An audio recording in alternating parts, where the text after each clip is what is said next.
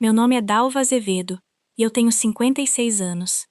Na festa de casamento do meu filho, aquela que eu paguei R$ 61.000, minha nova nora ergueu a taça, olhou bem nos meus olhos e disse para 200 convidados: "O melhor presente de casamento seria você sair dessa família de vez." Os convidados engasgaram.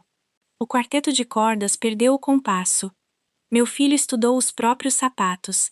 Eu larguei minha taça de champanhe, saí para o terraço e fiz uma única ligação. O que aconteceu nos 15 minutos seguintes, e nos 10 dias depois, é o motivo pelo qual aquela noiva hoje gostaria de ter escolhido melhor as palavras. Mas antes, você precisa saber pelo que o meu silêncio vinha pagando havia 9 longos anos. Porque minha família nunca perguntou de onde vinha o dinheiro. Só perguntavam quando o próximo depósito ia cair. Sejam bem-vindos de volta ao Histórias com Calma, onde mulheres quietas contam como finalmente pararam de ser quietas. Aqui a gente fala de família, dinheiro e o exato momento em que o limite estoura. Se você já foi a mãe que paga tudo e ainda assim some da foto, esse vídeo é para você. Deixa um comentário contando de onde você está assistindo. E se inscreve, porque você vai querer ver como esse casamento terminou. 9 anos atrás, meu marido Ricardo sofreu um AVC numa inspeção de obra numa ponte na saída de Curitiba. Ele tinha 54 anos. Eu tinha 51. E nosso filho Rodrigo tinha 24. Recém-formado em marketing havia 3 semanas, com um financiamento de carro no nome. As pessoas me perguntam como eu superei aquele primeiro ano. A resposta honesta é: burocracia.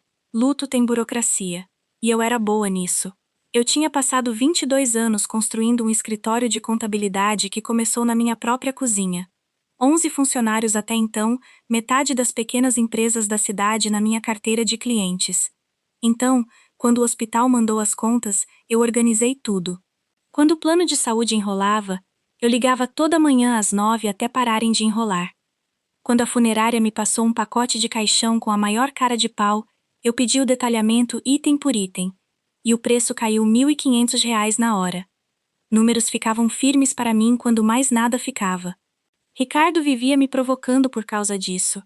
Dizia que eu amava um balanço fechado, do jeito que outras mulheres amavam flores frescas. Ele não estava errado. Mas eis o que eu não enxergava naquela época, parada naquela casa silenciosa com uma pilha de pastas, onde antes existia um casamento. Quando a pessoa com quem você conversa se vai, você começa a falar na única língua que sobrou. A minha era dinheiro. Rodrigo ligava e eu ouvia a risada do pai dele escondida na voz dele. E qualquer coisa que ele precisasse, a resposta já era sim antes de ele terminar a frase. O primeiro cheque que escrevi para o meu filho foi 3 dias depois do enterro do pai dele. R$ 2.400 para o aluguel. Não foi o último.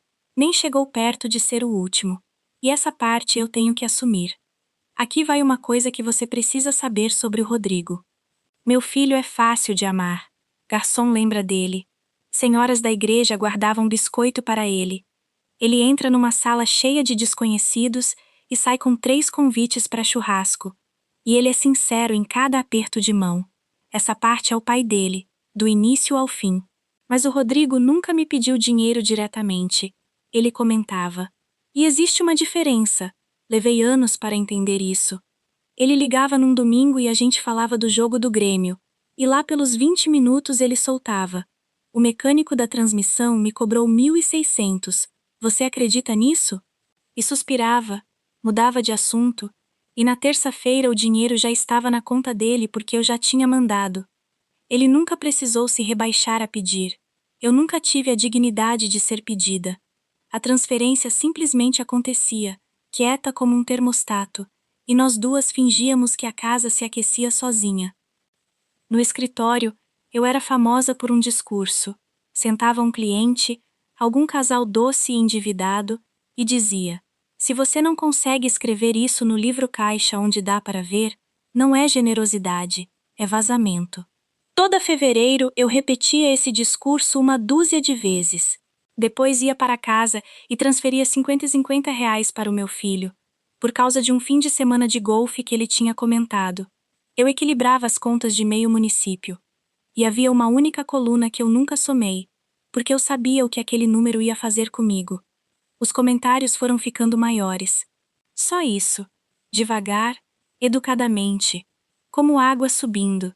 E então, numa quinta-feira de outubro, 6 anos atrás, meu telefone tocou. Era um consultor de dívidas do banco do Rodrigo, com a voz do meu filho ao fundo.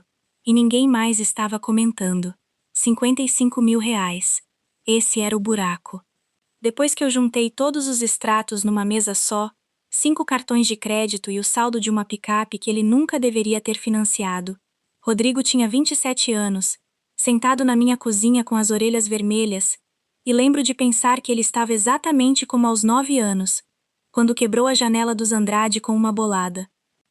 Eu paguei tudo, na segunda-feira seguinte, mas fiz uma coisa que o surpreendeu, e fiz por causa de uma frase que o Ricardo dizia quando clientes queriam fechar negócio no aperto de mão. Papel mantém o amor limpo. Redigi uma nota promissória, à vista, do tipo que qualquer credor pode cobrar quando quiser. Principal, 55 mil reais.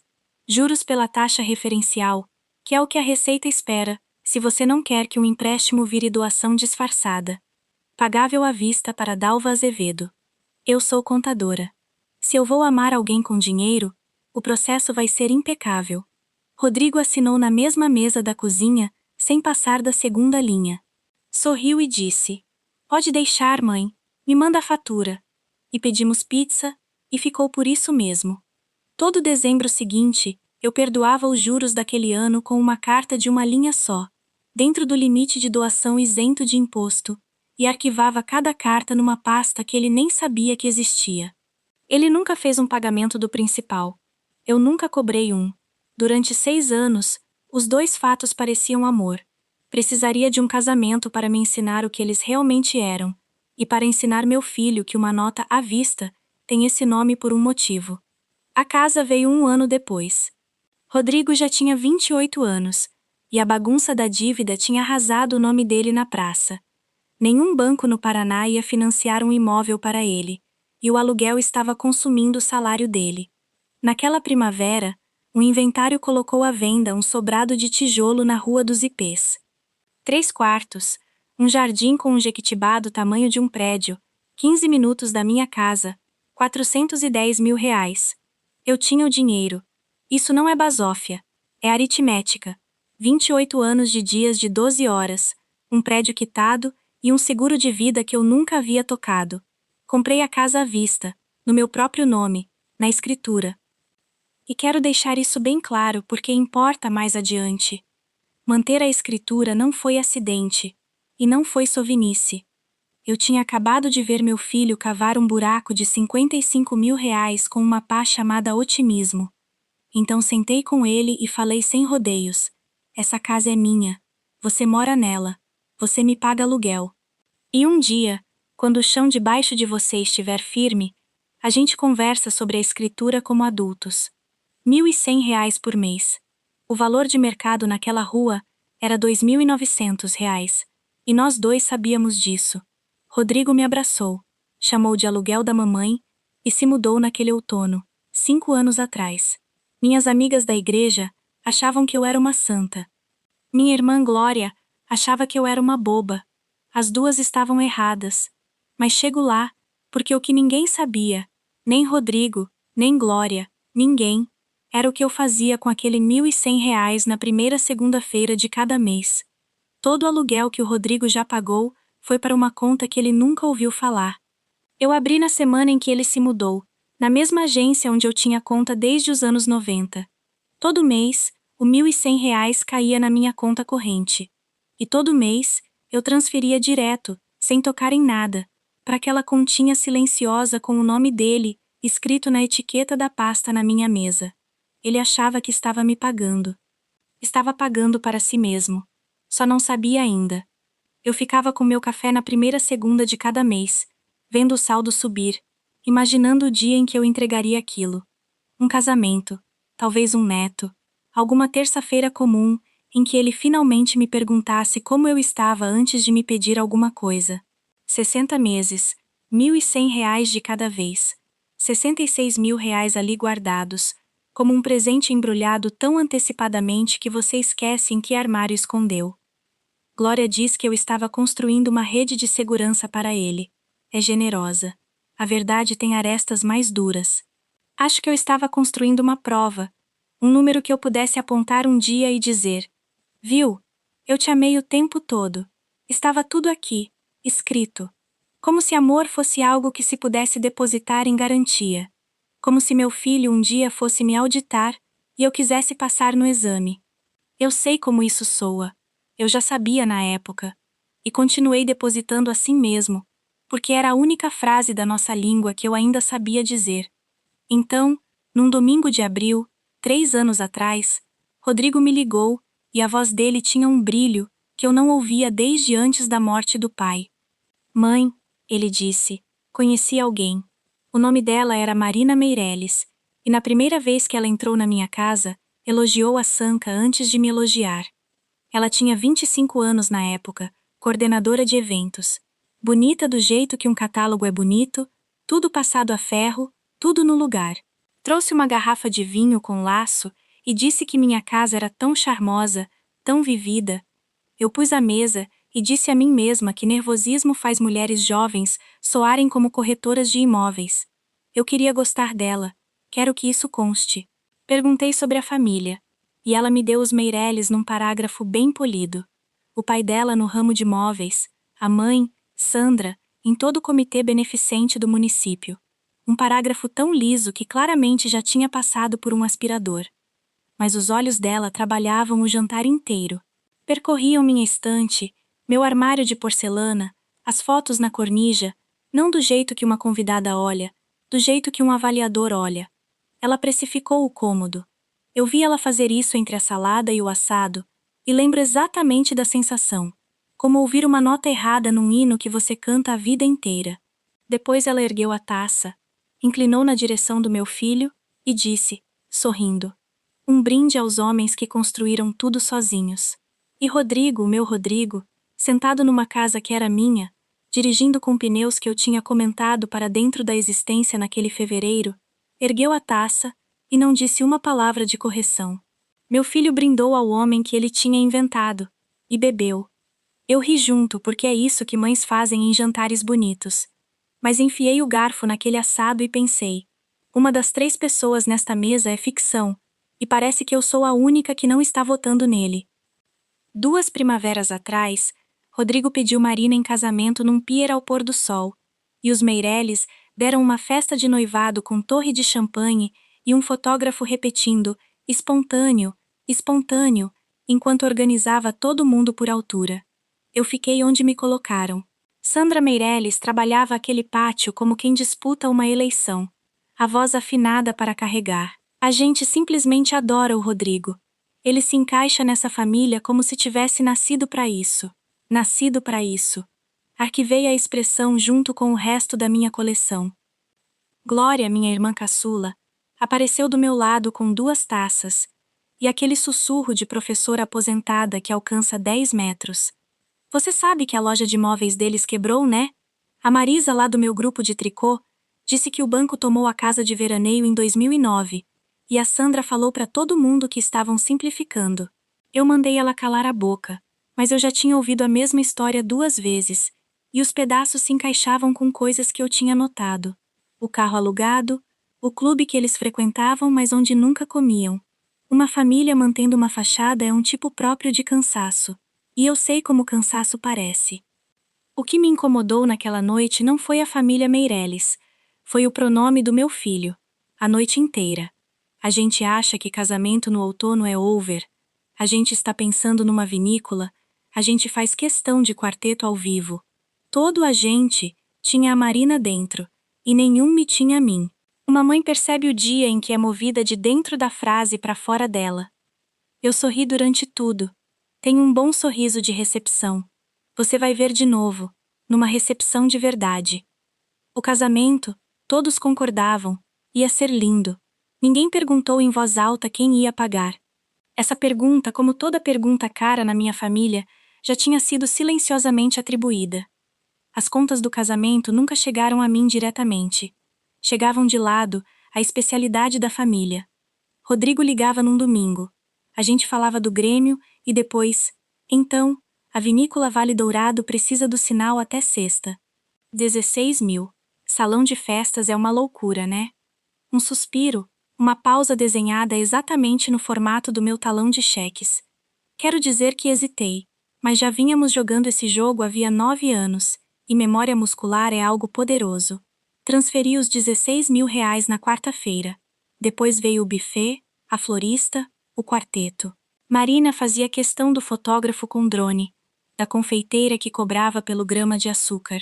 Na semana do casamento, o total saído das minhas contas era 61 mil. E eu poderia te mostrar o livro caixa, porque é claro que eu mantinha um. Cada nota fiscal com aba, cada confirmação grampeada.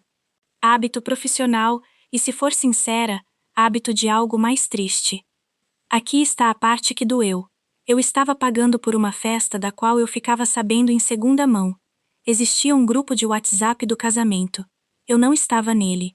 As decisões chegavam a mim como comunicados. As cores são verde sálvia e creme. A cerimônia é às 17 horas.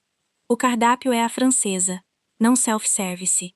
E um ano depois de noivos, meses antes do casamento, Sandra Meirelles deu um brunch onde bateu a colher na taça de mimosa e contou para 40 pessoas como estava emocionada de sediar esse casamento para nossas duas famílias.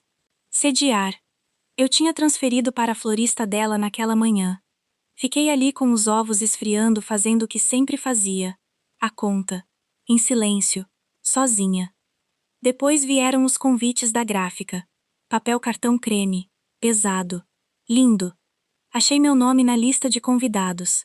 Só não em lugar nenhum acima dela, onde ficam os nomes dos anfitriões. 3 semanas antes, Glória, cheia de exclamações, mandou o link do casamento.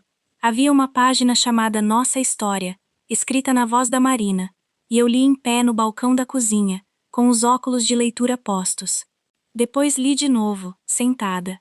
Contava a história de um homem que se fez sozinho, Rodrigo Azevedo, que batalhou pelos 20 e poucos, sem dívidas, determinado, que comprou a primeira casa antes dos 30.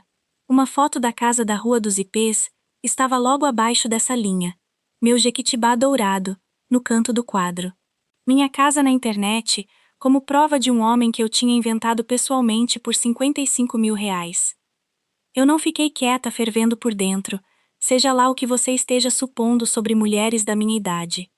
Liguei para o meu filho naquela noite e disse que o site precisava sair do ar, ou dizer a verdade, e que um casamento construído em cima de um currículo era infração de código de obras. E disse a parte mais difícil.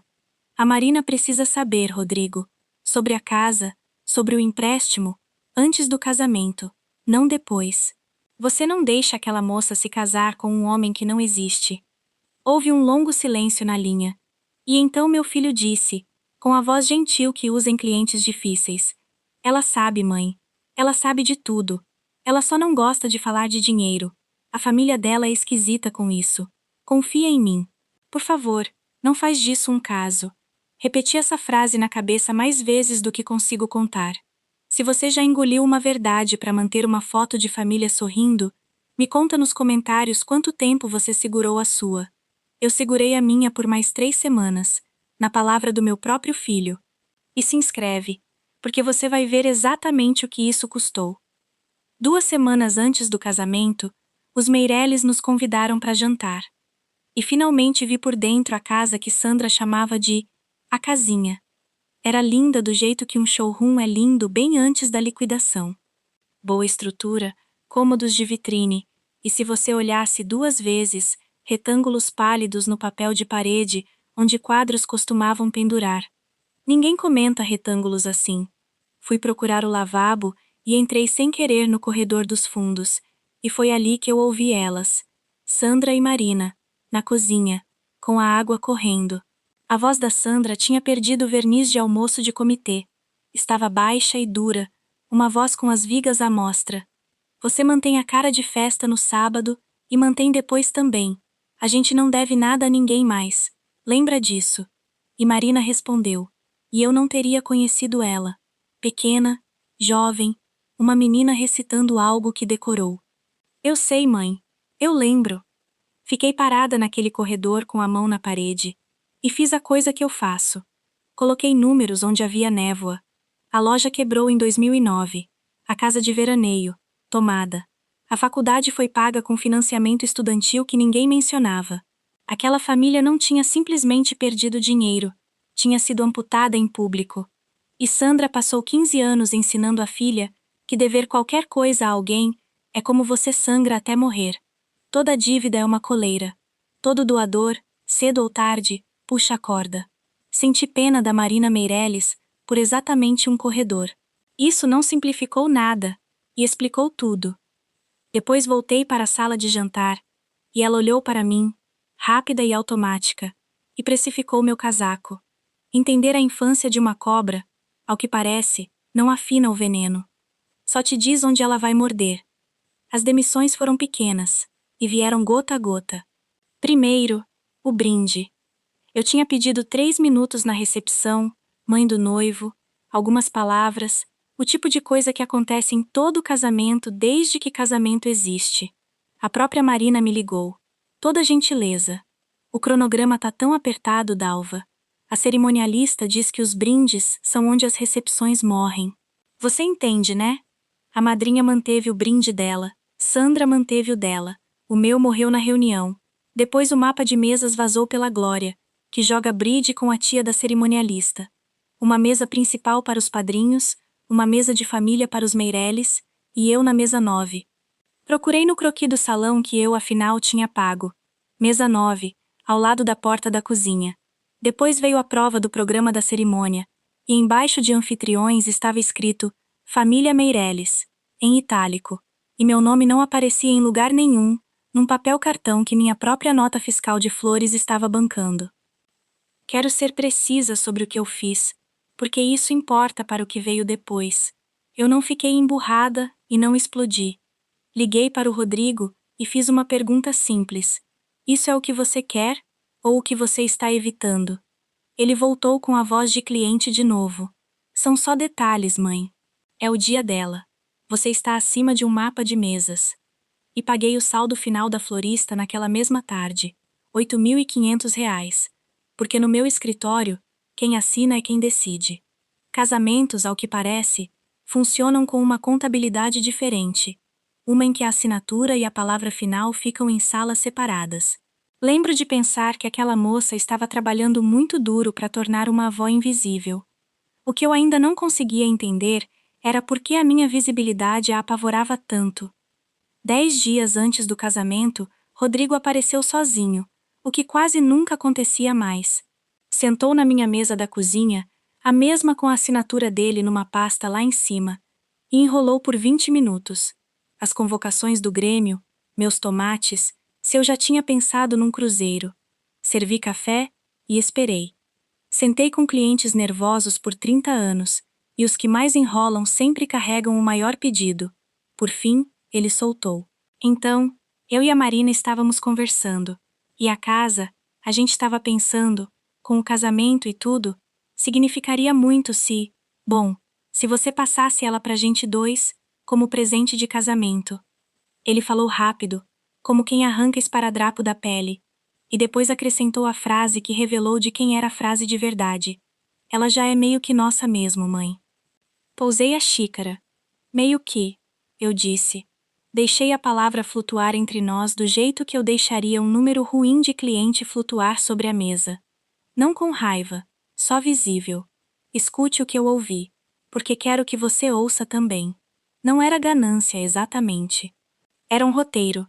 Meu filho não fala, ela já é meio que nossa, sobre uma casa em que ele paga 1/5 do aluguel de mercado. Um homem fala isso quando alguém andou falando isso para ele no escuro, pacientemente, por meses. Falei a verdade para ele. Isso é um papel grande, meu filho. Papel grande se resolve depois da lua de mel, com o Tomás, com os impostos acertados. Não na correria entre o buffet e o bolo. Ele balançou a cabeça rápido demais, aliviado e desapontado ao mesmo tempo, e voltou de carro para a casa que era minha. E eu fiquei com meu café frio e marquei um compromisso completamente diferente. Tomás Ribeiro é meu advogado há 20 anos e foi parceiro de pôquer do Ricardo por 15 anos antes disso. Ele tem uma sala de canto, café horrível e o jeito de quem já viu todo tipo de família que existe. Botei tudo na mesa dele como declaração de imposto. A nota promissória de 55 mil reais. Intocada. A escritura da Rua dos Ipês, só no meu nome. O testamento, que na época deixava tudo, escritório, casa, contas, para o Rodrigo. E aí eu disse o que eu realmente queria. As sobrancelhas dele subiram, depois desceram, e ele sorriu daquele jeito que faz talvez 2 vezes por ano. Porque este era o meu plano. Um cheque administrativo de 66 mil reais. Cada aluguel que o Rodrigo já tinha me pago, os 60, voltando finalmente para ele. A nota carimbada e dobrada, com uma carta declarando o perdão total da dívida. Meu presente de casamento para os dois. E uma carta de intenção. Depois da lua de mel, transferiríamos a escritura direitinho, avaliação, declaração de doação, tudo limpo, do jeito que o Ricardo teria gostado. Tudo dentro de um envelope branco simples, guardado na minha bolsa de mão, para ser entregue na recepção depois dos brindes que eu não ia fazer. Que a Sandra ficasse com o microfone. Eu ficaria com o envelope. Tomás organizou os papéis e fez a pergunta que ele é pago para fazer. E se a moça for o que você acha que ela pode ser? Lembro de olhar pela janela dele para o estacionamento por um bom tempo. Então prefiro descobrir enquanto a escritura ainda está no meu nome, eu disse. Mas, Tomás, eu quero estar errada. Carreguei aquele envelope por 10 dias. Nunca imaginei a versão da noite em que ele ficaria guardado na minha bolsa. Deus, ao que parece, tem senso de humor sobre presentes de casamento. Minha resposta. Depois da lua de mel, direitinho, levou cerca de um dia para viajar do Rodrigo até a Marina. E a temperatura caiu como um julho gaúcho. Nada que se pudesse fotografar. Tudo que se podia sentir. A prova do vestido, para a qual eu tinha sido convidada meses antes, silenciosamente virou "Só as meninas. Você entende." Minhas mensagens eram respondidas em uma linha, horas depois, com pontuação de porta fechada.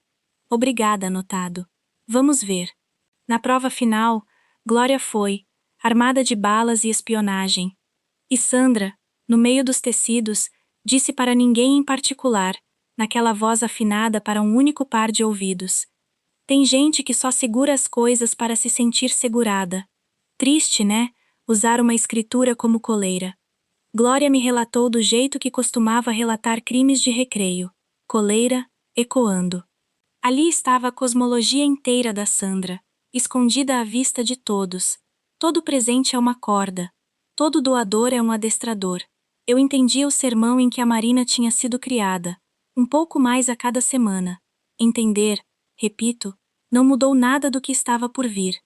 Foi então que a Marina fez o único movimento diretamente comigo. Ligou, doce como cobertura de bolo de confeiteira, e disse que a cerimonialista estava reequilibrando o salão, e que a mesa 9 tinha a melhor vista da pista de dança. Sério. E que ela só sabia que eu ficaria mais confortável com um pouco de espaço do que lá na frente com os padrinhos e os Meireles. Mais confortável. Já enterrei um marido, auditei uma rede municipal de ensino e criei um menino que uma vez quase incendiou a garagem de leve. Nunca precisei de espaço na minha própria família. Agradeci a preocupação dela com o meu conforto. Depois desliguei e assinei a última fatura do buffet, porque a comida, pelo menos, ia dizer a verdade. O jantar de ensaio foi contribuição dos Meireles, R$ 4.200 numa churrascaria. E eu sei o número porque a Sandra disse 2 vezes, do jeito que se menciona uma cicatriz de guerra. Ela se levantou entre os pratos com a taça no alto e discursou sobre o que significava dar a esses dois o começo deles. A sala fez aquele som quente que salas fazem, os garçons trouxeram a carne, e meu filho ficou sentado ali deixando tudo aquilo ser verdade. Foi o momento em que a Glória quase virou a mesa. Senti ela puxar o ar do lado. 30 anos de alunos de 2ª série dão a uma mulher certa capacidade de decolagem. Botei a mão no pulso dela e apertei. É o casamento dele, falei no ouvido dela. Dalva, ela sibilou. Elas estão brindando a si mesmas com o dinheiro da sua florista. Eu sei, falei. Fui eu que paguei a nota. Ela me encarou. E isso não te dá vontade de levantar e ler a nota em voz alta? Dava. Claro que dava. Algumas noites ainda dá. Mas você não pode auditar um conto de fadas no meio da narração. Ninguém agradece, e as páginas só ficam molhadas. Então comi meu bife, elogiei a Sandra pelo lugar, com a cara que reservo para a Receita Federal. E embaixo da toalha, toquei a borda do meu envelope, onde ele descansava como um passaporte para um país que eu ainda acreditava que estávamos todos viajando juntos. Mais uma festa, e a verdade viria à tona no meu ritmo, no escritório do Tomás, com os impostos acertados, sem rímel de ninguém em risco. Faltavam 2 dias. Esse era o plano. Quero que fique registrado em algum lugar que o meu era o plano gentil. 2 dias depois, na vinícola Vale Dourado, a noiva abriu um livro-caixa diferente. Cheguei a Vale Dourado 2 horas antes, porque 30 anos de abril me arruinaram para chegar em qualquer lugar despreparada. A vinícola parecia mesmo 61 mil reais. Filas de cadeiras brancas alinhadas às videiras, caminhos verdes sálvia e creme, o quarteto afinando embaixo do pergolado, o bolo, 6 andares, 40 flores de açúcar a 14 escada, sendo nivelado por uma mulher com um niveladorzinho de bolha, o que eu respeitei enormemente. E aqui está a coisa que eu notei, andando por aquele gramado lindo nos meus sapatos de mãe do noivo. Todo fornecedor da propriedade veio me procurar. Não a noiva, não a Sandra, anfitriã das anfitriãs. O chefe de equipe da florista queria minha aprovação para uma substituição. O buffet tinha uma dúvida sobre a contagem de pratos vegetarianos. O fotógrafo confirmou a lista de fotos comigo, cliente, conforme a cláusula 2 do contrato. Um por um, as pessoas que faziam o trabalho de verdade daquele dia encontravam a mulher cuja assinatura estava nos cheques de verdade. E um por um, eu os mandava embora satisfeitos. Depois apareceu o gerente do salão, um rapaz educado com prancheta e crachá, confirmando o cronograma da noite e disse: "E o saldo devedor de hoje à noite, senhora? Vamos passar o mesmo cartão do sinal?" Eu disse sim, sem tirar os olhos do croquis de mesas. "Guarde essa prancheta, ela ainda tem um papel a cumprir." Pela janela da suíte da noiva, acima de nós, eu via meu filho de mangas arregaçadas, brigando com a gravata borboleta, rindo de alguma coisa com os padrinhos, e meu peito fazia aquela coisa que faz: orgulho e luto de mãos dadas. Cada coisa linda naquela vinícola tinha meu nome embaixo, em algum canhoto, num contrato, numa escritura. Ao pôr do sol, graças a um rapaz educado com uma prancheta, o salão inteiro ia saber disso, e enfim, a noiva também. A cerimônia foi, direi sem rodeios, perfeita. Luz das 5 da tarde entre as videiras, o quarteto flutuando o cânon em ré sobre as roseiras, Marina descendo o corredor parecendo capa de revista das caras. Meu filho chorou ao vê-la, e eu chorei ao vê-lo, porque por baixo da ficção e dos agentes, ele ainda era o menino que carregou o caixão do pai, com o maxilar travado feito concreto, e olho de mãe não tem botão de desligar. Depois vieram os votos. Rodrigo agradeceu a Deus. Agradeceu à cerimonialista. Agradeceu a Sandra e a toda a família Meireles por tornar esse dia possível. As palavras saíram pelas caixas de som que o meu sinal tinha alugado, sobre 200 convidados em cadeiras que o meu cartão tinha garantido, e nada daquilo pousou perto de mim. Sentei na segunda fila, a segunda fila, com a mão da Glória fechada sobre a minha, e vi a câmera do cinegrafista varrer os rostos da família e deslizar por mim do jeito que uma câmera desliza por uma cadeira vazia. Algumas cabeças se viraram um pouco. As que sabiam, a Marisa do tricô, minha gerente de escritório e o marido dela. Olhares que diziam quietos: "A gente te vê, mesmo que o microfone não veja." Sentei ereta e mantive o sorriso de recepção parafusado no rosto, e passei o polegar pela lateral da bolsa no colo, pela borda dura do envelope branco lá dentro. Aquela borda me acalmava. Que fiquem com os discursos, pensei. Discursos evaporam. O que eu tinha no colo era 66 mil reais de paciência, uma dívida perdoada e uma casa. A verdade embrulhada em papel, esperando o momento certo e quieto. Eu tinha um último presente para dar, e uma última coisa para perder. Às 10 daquela noite, eu não estaria segurando nenhum dos dois. A tenda da recepção brilhava como o interior de uma pérola, e meu lugar era na mesa 9, encostada na porta da cozinha.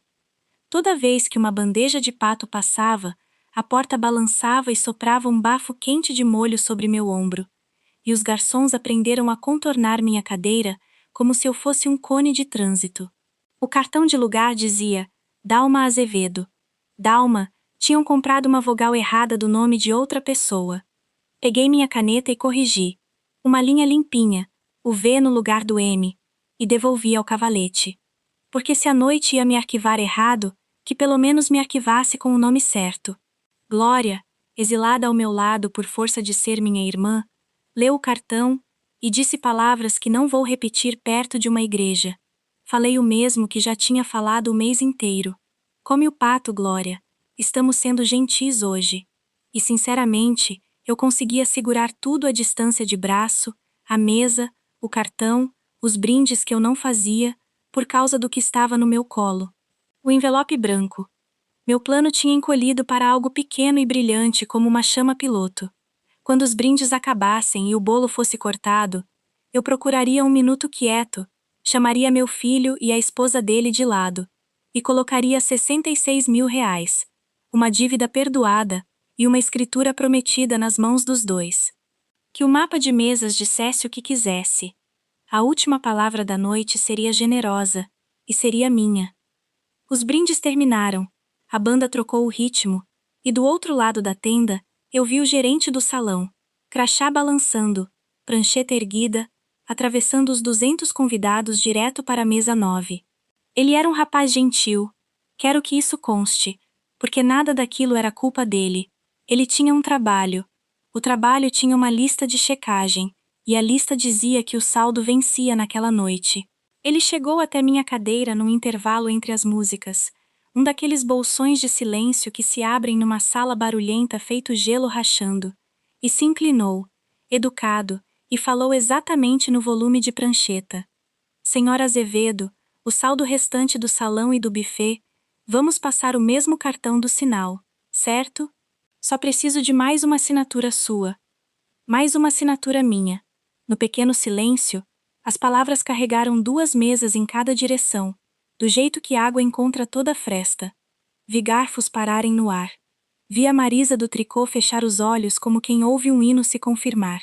E, a 3 metros, na beira da pista de dança, vi Sandra Meirelles, anfitriã das anfitriãs, mestra de cerimônias do começo dos Meirelles, ficar absolutamente parada, o sorriso congelado em modo comitê de almoço, enquanto os olhos dela faziam uma conta rápida e terrível. Eu assinei.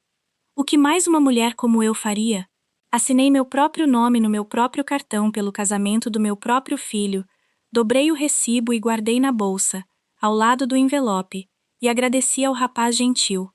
Quando levantei os olhos, a Sandra já estava se movendo, cortando a multidão em direção à filha com o foco de um agente de segurança. E vi ela cochichar no ouvido da noiva. E vi o rosto da minha nova nora mudar. Antes de você ver o que ela fez depois, se um estranho com prancheta já detonou o segredo da sua família num jantar de R$ 500 o prato, coloca nos comentários.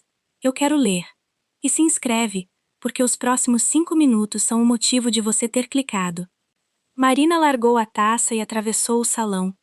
Veio pelo caminho longo, colhendo um aperto de mão de madrinha aqui, um beijo no rosto ali, para que sua chegada à mesa 9 parecesse uma noiva circulando entre convidados, e não uma mulher fechando distância. De perto, o rosto dela estava impecável, e os olhos eram os mesmos daquele primeiro jantar, fazendo inventário, precificando a ameaça. Ela não baixou a voz. Esse é o detalhe que eu preciso que você tenha. Ela ergueu, só o suficiente para carregar até as mesas que tinham ouvido a prancheta. Dalva, que bom que te encontrei. Eu queria dizer uma coisa a noite inteira. Uma risadinha, taça meio erguida, retrato de um brinde. Você fez tanta coisa. De verdade. Todo mundo sabe o quanto você gosta de se envolver, e é por isso que espero que você entenda o que vou dizer, porque eu falo com carinho.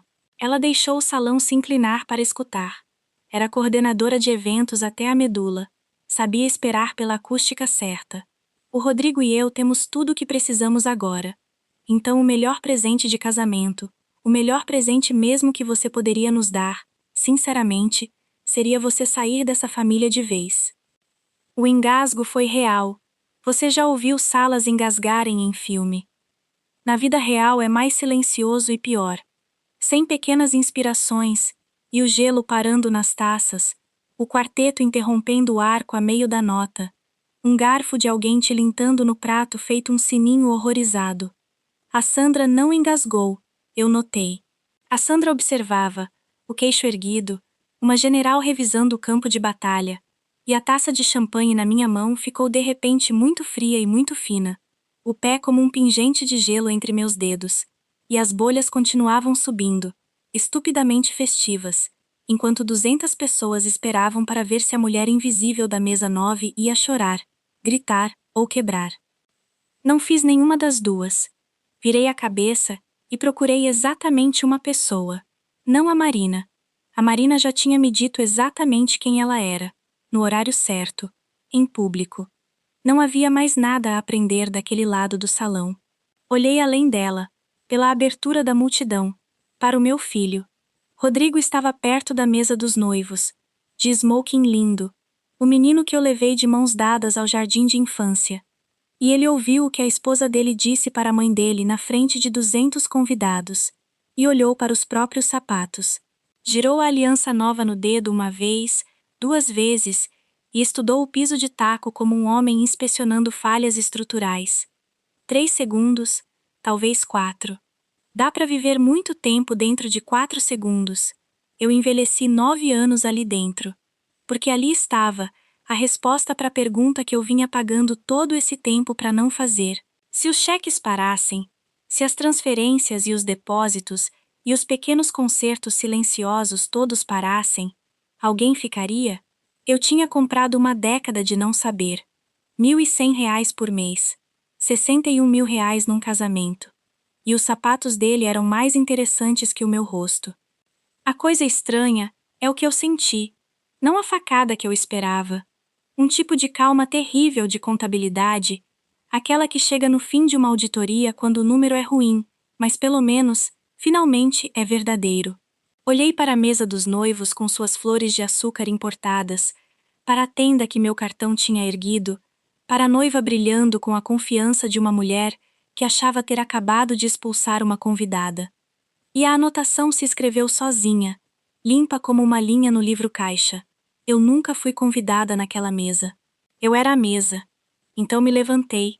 Pousei minha taça de champanhe, ainda cheia, ao lado do cartão que dizia Dalma com minha pequena correção, e caminhei sem pressa, coluna ereta, postura da minha mãe, em direção às portas do terraço, tirando o celular do bolso conforme andava. O terraço estava enfeitado com lampiões, e as portas de vidro se fecharam atrás de mim e transformaram a festa num aquário. Todo aquele brilho, nenhum som, grilos entre as videiras, o baixo pulsando fraco através do vidro. Minhas mãos não tremiam. Quero que isso conste também. Tomás Ribeiro atendeu no 3º toque, porque homens da idade dele, com registro de advogado e histórico de pôquer, sempre atendem, mesmo às 9 da noite de um sábado.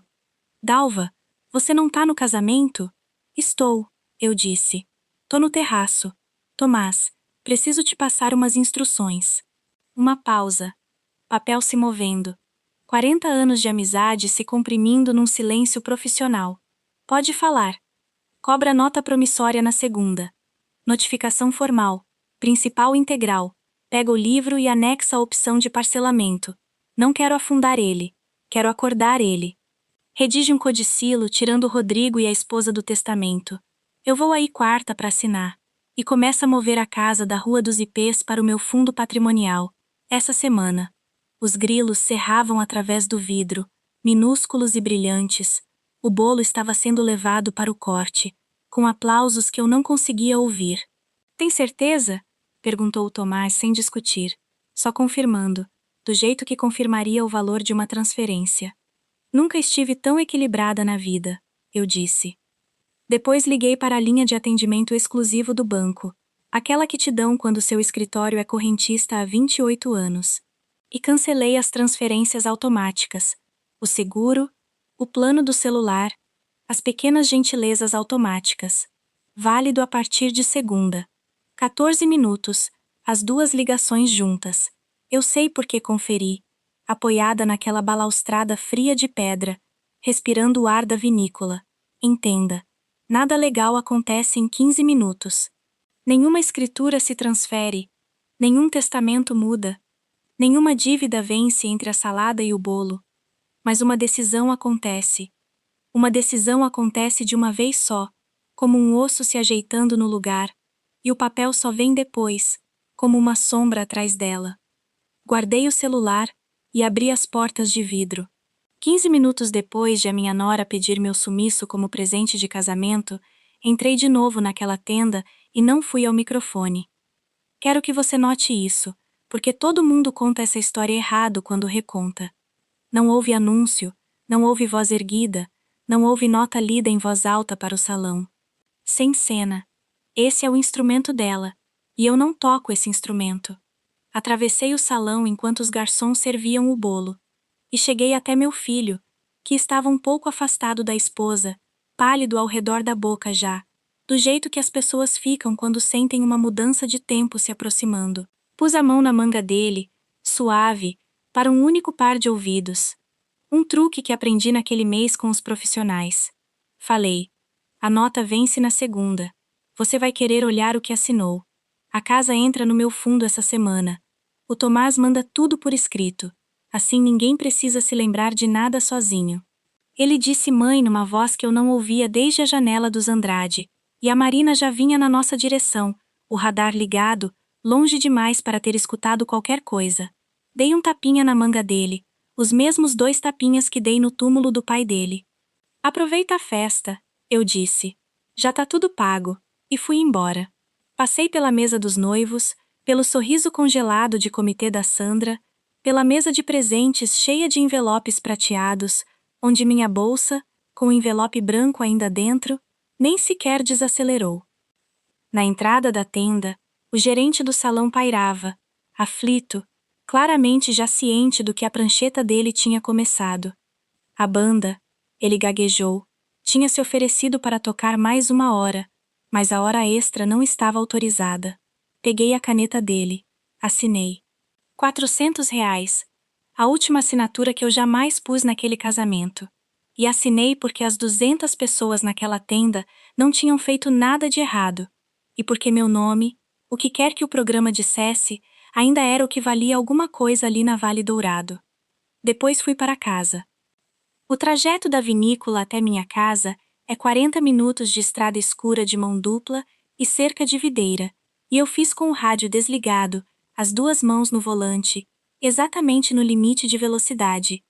Do jeito que você dirige quando alguma parte profunda de você mudou para energia auxiliar. O silêncio dentro daquele carro era enorme. 9 anos de barulho, comentários, tamanhos, depósitos, grupos de WhatsApp em que eu não estava. Tudo desligado de uma vez. E o que sobrou por baixo era tão quieto que ecoava. Glória ligou antes de eu sair do estacionamento. Os faróis dela ficaram no meu retrovisor no meio caminho, até em casa mesmo assim. Minha irmã fazendo escolta como um rebocador. Onde você tá? O que você fez, Dalva? O que você fez? Te conto amanhã, eu disse. Ninguém se machucou. Tá todo mundo bem. O que era verdade. E também era a maior mentira que eu tinha contado no ano, dependendo do livro caixa que você usasse. Na minha cozinha, botei a bolsa no balcão, e o envelope branco deslizou pela metade para fora e ficou ali sob a luz do fogão, gordo com seu cheque administrativo, sua nota carimbada e sua carta de intenção, endereçado a ninguém agora. R$ 66 mil de paciência sem endereço de entrega. Olhei para ele por um tempo. Não houve lágrimas e não houve triunfo. Fiquei em pé numa casa quieta que era minha, e senti o chão segurar. O que é uma sensação que eu recomendo. Meu celular acendeu no balcão, vibrou, apagou, acendeu de novo. Rodrigo, Rodrigo, Rodrigo. Virei a tela para baixo, lavei meu único copo d'água e fui dormir como uma mulher que acabou de fechar um ano fiscal brutal. O que, em todo sentido que importa, eu tinha feito. Segunda-feira chegou, as cartas do Tomás saíram. Na quarta, meu filho sabia exatamente quanto custava a vida dele, e a esposa dele também. Aqui está o que de fato saiu na segunda, porque acredito em mostrar o trabalho. 1. Uma notificação formal sobre a nota promissória. Principal de R$ 55.000, vencendo em 30 dias, exatamente como o documento que ele assinou permite.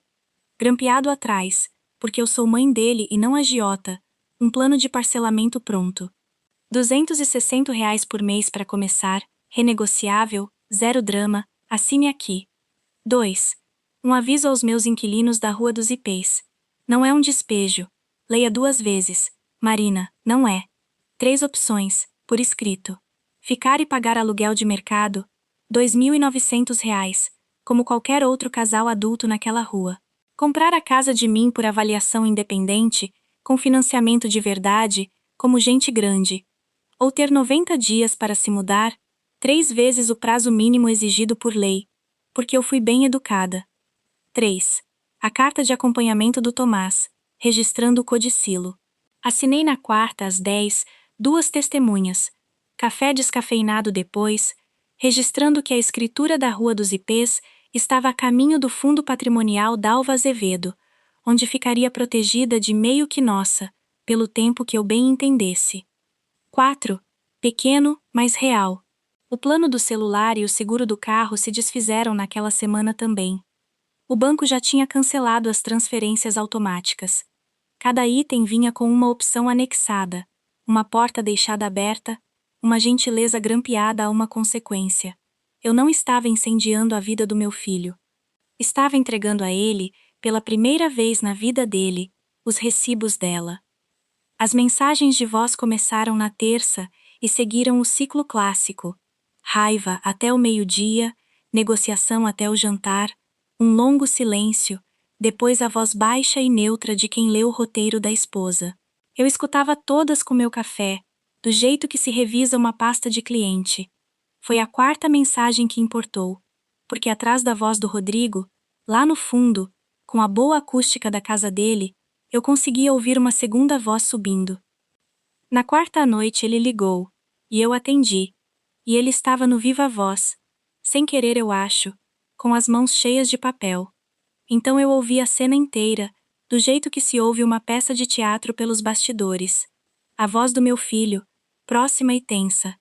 Você tá mesmo fazendo isso, mãe? Você tá mesmo? E depois, atrás dele, o som dos envelopes do Tomás sendo manuseados. Páginas virando depressa, e a Marina lendo, a Marina chegando, documento por documento, a aritmética de verdade do próprio casamento. O que é isso, Rodrigo? O que é isso? Por que a escritura, isso diz que a casa é dela? Por que a escritura diz que a casa é dela? Papel. Tem uma nota aqui. Você assinou 55.000? Você me disse que as dívidas eram uma fofoca que sua mãe inventou. E então a frase que me contou tudo sobre o que meu filho tinha construído em cima do namoro deles, disparada num tom que a caixa de som não conseguiu suavizar. Você deixou eu casar com um homem que não tem nada. Fiquei parada no meu balcão ouvindo um mito morrer no meu imóvel alugado. O que quer que ela tivesse precificado naquele primeiro jantar na minha mesa, a sanca, a porcelana, o sol, cada avaliação desmoronava de uma vez, e por baixo da fúria dela, eu conseguia ouvir claro como uma rachadura fina, o velho terror dos Meireles, a amputação, a coleira. Ela tinha se casado, ela acreditava, para nunca mais dever nada a ninguém. Tinha se casado com o homem mais endividado do município. Mãe, disse o Rodrigo, esgotado, fala alguma coisa. Então eu disse a única coisa que eu tinha. Ela pediu a verdade como presente de casamento, meu filho. Diz pra ela que é da minha parte. Desliguei suavemente. Dormi bem, e não tenho vergonha de contar isso. Na quinta tarde, um Lexus prata que eu reconheci entrou na minha garagem, e a campainha tocou. Não era meu filho vindo negociar termos. Era Sandra Meireles. Ela veio no uniforme completo, pérolas, cabelo escovado, o sorriso, e ficou na minha varanda tratando do assunto com um pé de cabra de veludo. Dalva, acho que a gente pode concordar que as coisas fugiram do controle no sábado. Emoção, champanhe, mas o que você está fazendo agora? Advogado, cartas para os filhos. Uma pausa afiada em 20 anos de comitês. Família não fatura família. Olhei para as pérolas dela e pensei nos retângulos pálidos no papel de parede. Engraçado, eu disse. Eu venho sendo a fatura há 9 anos. Você vem lendo minhas linhas de despesa desde o noivado. Você brindou com as flores da minha florista. O sorriso dela se manteve. Os olhos viraram cascalho. Ela tentou o afago, depois a história de família, depois a mensagem de verdade. Como isso ia parecer, ela disse. Os parentes já estavam comentando. Uma mãe que explode o casamento do próprio filho por causa de um mapa de mesas. É essa a frase que vão repetir em todo o Natal desse município, Dalva, e você sabe como frase gruda. Ah, eu sabia. Ela me deixou com isso, os saltos batendo firme pelo meu caminho de entrada. E vou ser sincera com você, porque essa história não vale nada se eu não for. Funcionou em mim por umas 6 horas. Glória veio com vinho e fúria e uma estratégia. Você tem os recibos, todos eles. Posta cada nota fiscal. Deixa o município inteiro ler quem sediou o quê. E por um momento longo, feio e brilhante, eu quis. A turnê da vindicação, a auditoria pública. Depois deixei aquilo de lado. Não, eu disse. Aí eu seria só ela, com matemática melhor. Teatro é o negócio de família deles. O meu é livro que fecha no escuro. Mas naquela noite, a casa estava muito quieta, e peguei o álbum que o Ricardo nunca soube que eu continuava atualizando. E ali estava o Rodrigo aos 8 anos, dente falhando, na varanda da nossa primeira casinha, segurando um peixe como se fosse um troféu. Fiquei com o polegar sobre o número do Tomás por um bom tempo. Pausa tudo, argumentava o polegar. Compra ele de volta. Você sabe o preço. Sempre pagou. Botei o celular na mesa sem apertar. Alguns dias depois, um motor conhecido ficou ligado na minha garagem por 1 minuto inteiro antes de desligar. Rodrigo sozinho. Sentou onde sempre sentava, na minha mesa da cozinha, terceira cadeira, aquela cujo pé ele afrouxou aos 15 anos, balançando para trás para convencer o pai a tirar um castigo. Ele estava péssimo. Marido novo, péssimo. Nem 2 semanas de casado, sem dormir, com olheiras. Um homem aprendendo o peso da própria assinatura.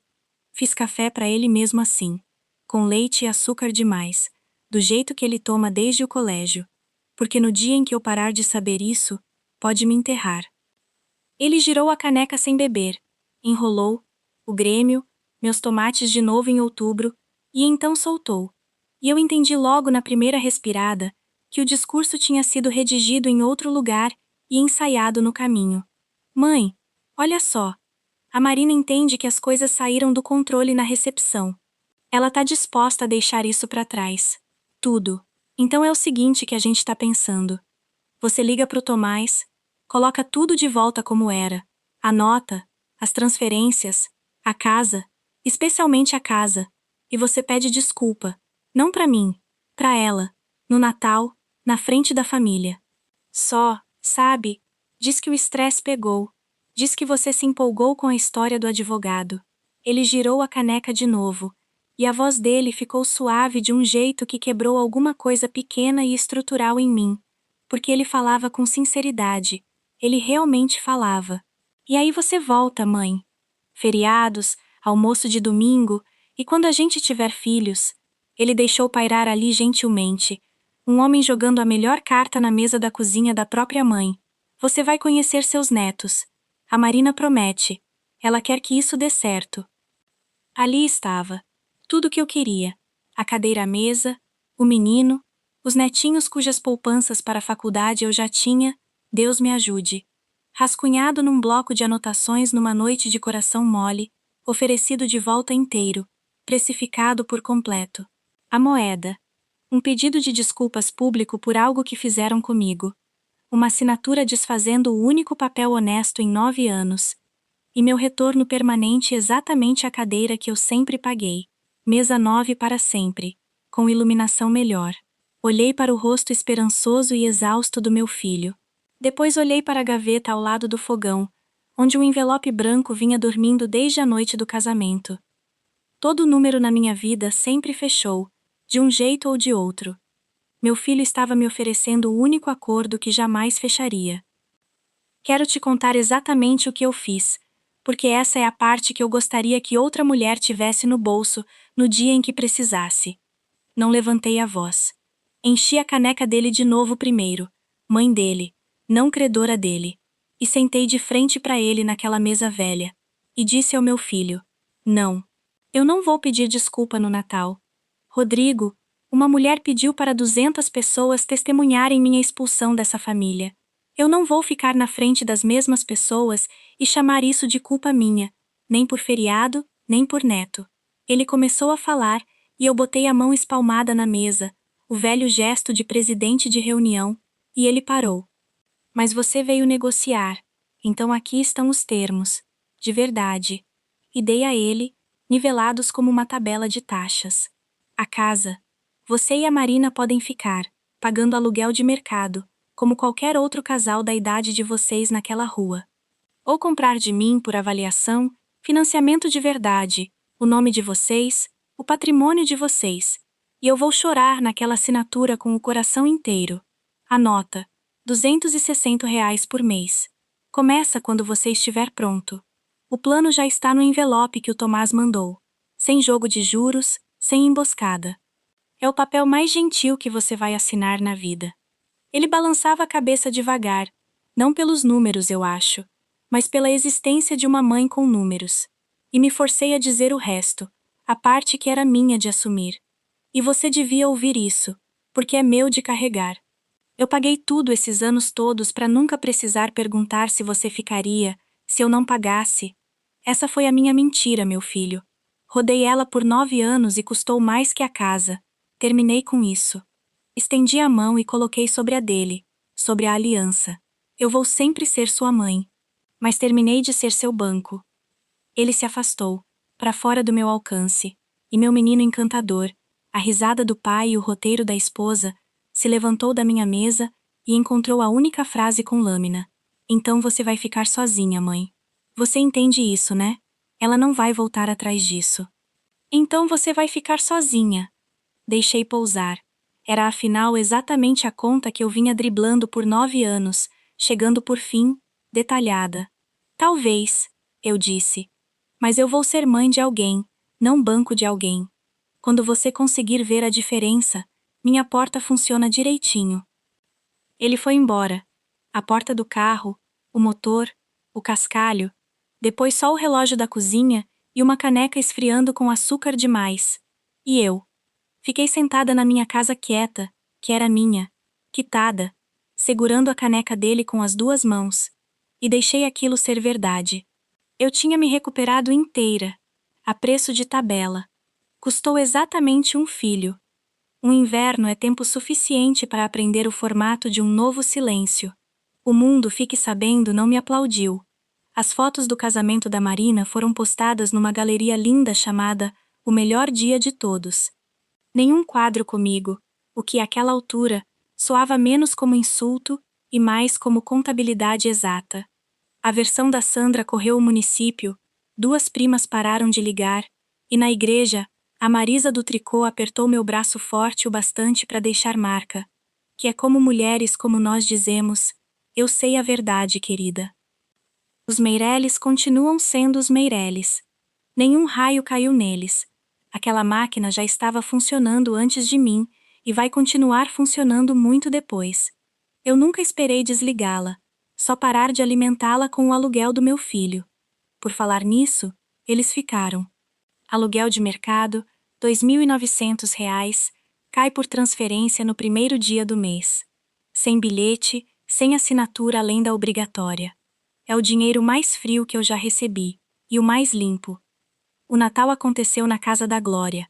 12 pessoas, guardanapo de papel, um peru que a Glória cozinhou demais, até virar charque. E eu ri mais do que tinha rido em 2 anos, e senti tanta falta do meu filho, que precisei ficar no banheiro 1 minuto com o exaustor ligado. As duas coisas eram verdade. Essa é a parte que ninguém conta sobre recuperar sua espinha dorsal.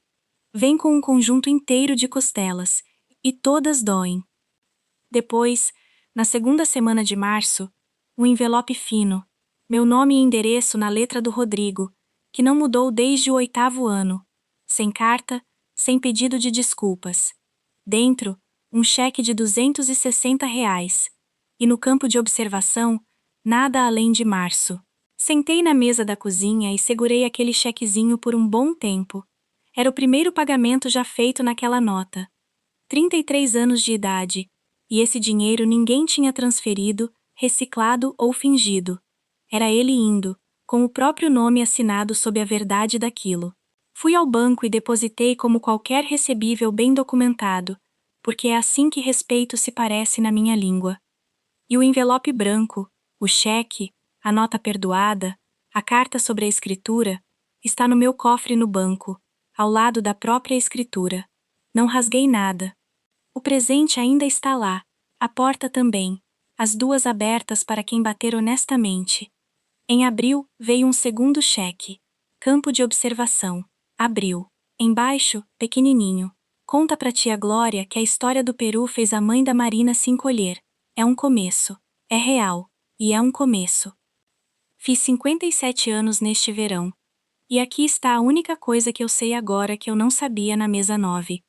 Se a única cadeira que uma família guarda para você é aquela onde o seu dinheiro se senta, levante-se. Porque você pode dever tudo a uma mãe, e nunca uma vez sequer ser cobrado por isso.